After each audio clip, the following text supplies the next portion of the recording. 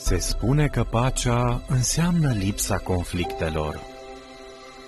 În realitate însă, ea presupune mult mai mult.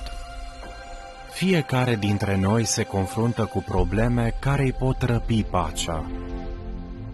Boli, dificultăți economice, propriile slăbiciuni sau relații deteriorate.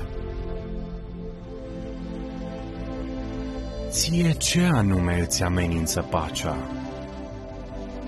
La Congresul Regional din 2022 al Martorilor lui Jehova, intitulat Urmăriți pacea, vei afla cum poți găsi adevărata pace chiar în prezent.